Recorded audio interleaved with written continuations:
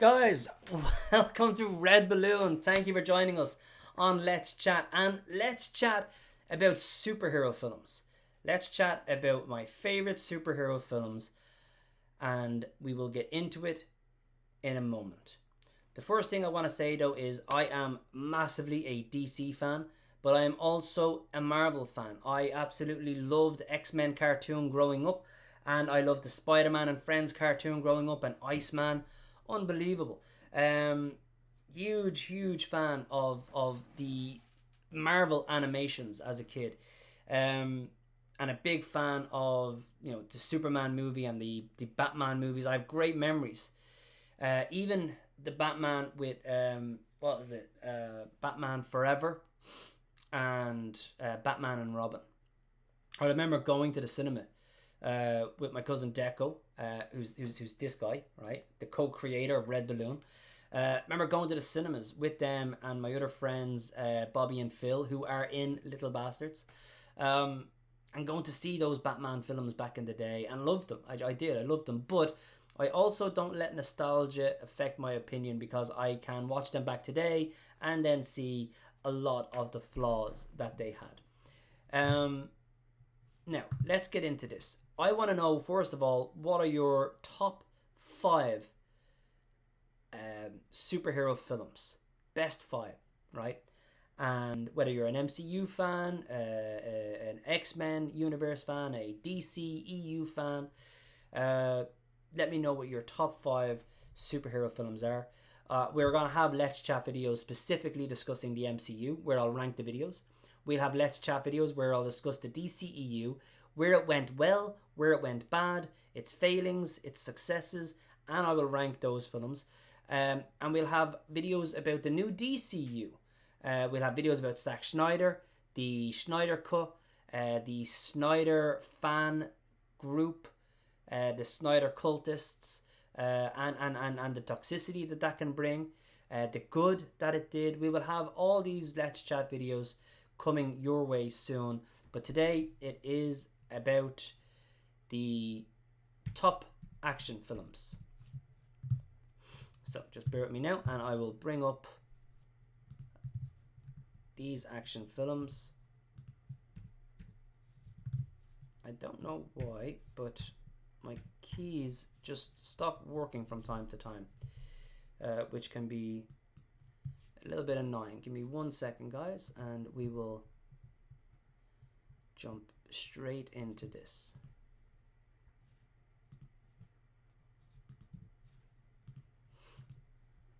There we go. Okay, so one of my favorite, and again, this is in no particular order, but the Zack Snyder trilogy. Okay, a lot of people had issues with Man of Steel. I will debate that with anybody. In fact, we will have Let's Chat videos about Man of Steel and why it is far superior to the original Donner Superman 1 and 2 combined. It is far better than both of those. It is one of the best origin stories of a superhero film, and it is phenomenal, right? One of my favorite. Batman versus Superman, when we're talking about that, we're always referring to the Ultimate Cut. We're always referring to the Ultimate Cut because that's where you realize Lex's diabolical plan in full. It's where Clark actually gets far more screen time, and it is a unbelievable film. One of the best things about the Batman versus Superman is the opening scene, where it shows the origins of Superman, his parents dying, but it does it so quick and simple, right, in the space of like 5-6 minutes, but it does it beautifully, better than any other depiction I have seen. The music, the actors, Negan, the actors that play the Thomas Wayne and Martha Wayne, unbelievable, right? It's so beautifully depicted. But BVS, again, amazing. And then the Zack Snyder's Justice League. Now, fans were waiting for that. We're dying for that for 4 years. I think, what was it? The Justice League came out around 2017, maybe 18, and it took 3 to 4 years for us to get the Zack Snyder Justice League. And the reason And we will go into the whole debacle that was Justice League and Zack Snyder's Justice League and what actually happened if you don't know. But the reason most people wanted it was because they knew it was vastly different from the film we got, the theatrical cut. I don't think anybody could have expected or anticipated just how different of a movie it was. From tone to just the feel to the story. I mean, it's that 4 hours or 3.5, 4 hours long. And it's unbelievable the amount of quality film that was left out of the theatrical version. It's really heartbreaking that fans had to wait 4 years or so to get that Zack Snyder's Justice League, but when they did, it was a thing of beauty. And it took one of the worst villains of all kind, theatrical Steppenwolf, to having one of the best villains in comic book film, Steppenwolf and Darkseid. As little screen time as Darkseid had, his presence was undeniable. But the Steppenwolf character was evil, but he had layers. He had emotion. It was night and day with regards to the theatrical version. So, one of my favorite trilogies in superhero films is the Zack Snyder trilogy, and I make no apologies for that. However,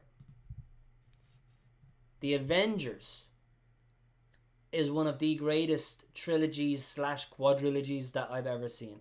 I loved the MCU Phase 1, right? Iron Man 1 was amazing. Incredible Hulk, that people forget was a part of that, was great. Thor, I thought was underrated and brilliant. Captain America, I mean, it was Captain America, right? Again, it was really good. I don't think any of them were as good as Man of Steel, but they were great. The closest one to Man of Steel was probably Iron Man 1, right? As far as quality film, storytelling, character, and origin story, yeah, it was probably closest. But it ended then, and you got Iron Man 2, which was I didn't like, right? So Iron Man 2 is not great. Iron Man 3 is terrible, but Iron Man 1 was fantastic. And then you got Avengers. Now, I left the cinema after watching Avengers, and I was giddy. I was literally giddy. I couldn't believe how amazing and fun that was, seeing all the characters together on screen for the first time. The first cinematic universe moment. And it was a thing of beauty. And while Avengers Age of Ultron has its critics, for me it's still a really, really good Avengers film. Now, beyond that, you've got your Phase 2, and it had its hits and misses for me, right? Everybody thinks Marvel has only gone bad recently. I think it's always been great and bad, right? I think it's always been 1/3 of them have always been brilliant, 1/3 of them have always been good, and 1/3 of them have always been crap, right? So, like in Phase 1, Incredible Hulk was good, Thor was good, Captain America was great, Iron Man was brilliant, Avengers, amazing. Iron Man 2 was pretty shit, right? Iron Man 3 was pretty poor as well, a bit of a cash grab. And then you've got Guardians of the Galaxy 1, brilliant, right? So you've always got those brilliant films and poor films within each phase.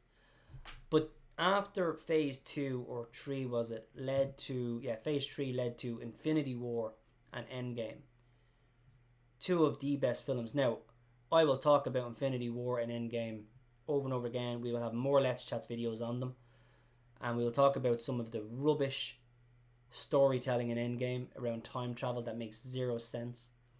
And some of the faults that they have, but they are still brilliant. Brilliant films. Right? I'm going to do a Let's Chat video on why Doctor Strange is an absolute moron. Right? In 14 million different outcomes, not once did he think, you know what, I'll just put a ring around Thanos' arm and chop it off, instead of Peter Parker standing there pulling at it for a good minute and 40 seconds. And if you don't know how long a minute and 40 seconds is, count it out in your head. Right? Doctor Strange could have made a cup of tea, drank it with his little pinky up, walked over, had a little chat with Peter, and then still put a ring around the arm and chopped it off. So, don't get me started. It has its flaws. But Avengers 1 and 2, unbelievable. Guardians of the Galaxy, I said it already, 1 is amazing, 2 was good, but it was far too comedic. They destroyed Drax's character and turned him into a stand-up comedian. The worst of the trilogy. I've yet to see the third one. I'm going to see the third one, and I'm hoping it's as good as people say. But I love Guardians of the Galaxy 1. Spider-Man 2, one of my favourite superhero films of all time. It had everything from his internal conflict, giving up his powers, becoming happy, realising his errors, the reveal on the train when everybody saw who he was after he saved them, Mary Jane seeing who is actually Spider-Man. It had everything and is one of the best superhero films. Across the Spider-Verse, I just watched it. I can't get over how good this film is. The idea of a canon event was a genius moment for me. I mean, the characters are brilliant. All the new characters are brilliant. The fact that they can tell origin stories of new diverse characters is in itself amazing. We're going to do a Let's Chat video about race swapping and gender swapping and how I hate it. I hate race swapping characters. Taking an existing character and changing their race for some virtue signaling diverse quota nonsense. And it's lazy. It's just lazy. Right? Marvel did it brilliantly. They didn't make Peter Parker black. They just created Miles Morales. And that's how you do it. You don't make Hal Jordan black because you want to just be more diverse. You create Jon Stewart. Right? So it's not about not wanting diversity. It's about giving diversity the quality that it deserves. Create new, brilliant characters. And if you don't think it can be done, watch Across the Spider-Verse. Because there are so many diverse Spider-Men, right? The Indian Spider-Man is brilliant. His backstory is brilliant. There are so many diverse characters in this that are new. And it's done so well that I just can't get over how good it is. And the canon event idea is genius. It's so brilliant. And one of the best, if not the best, comic book film, pure comic book film I have ever seen. And then I can't talk enough about the Nolan trilogy. And while The Dark Knight Rises might have its faults, Batman Begins and The Dark Knight are so good. And then lastly, I'm not going to not give an X-Men film, because X-Men, the very first one that came out, was great. X-Men 2 was good. And then you've got the later films which were good as well when it went back in time a bit. X-Men Days of Future Past gave us the best of both of those worlds. And it had some amazing scenes, great story, and I think is a seriously underestimated comic book film. Now, a film I don't have here is Logan, but it's up there. Deadpool, it's up there. I love comic book movies probably more than anything else. So all those films, Deadpool 1, Deadpool 2, Logan, they're all up there. 300 is up there. Watchmen is unbelievable and is absolutely up there. But there's only so many I can talk about. And those for me were the best. Zack Snyder trilogy, the Avengers quadrilogy, Guardians of the Galaxy 1, Iron Man 1 should be up there, Spider-Man 2, Spider-Man Across the Spider-Verse, and Days of Future Past, the Nolan trilogy. Guys, what are your favourite comic book films? Put them in the comment section. Let me know. And thank you so much for joining, supporting the channel. We will have more and more cartoons coming your way. Looking forward to making the next, I think it's going to be the next cartoon is probably going to be Tales of Terror. A very quick, fun Tales of Terror episode about a very lucky guy and a very unlucky guy. So I look forward to showing you that ASAP.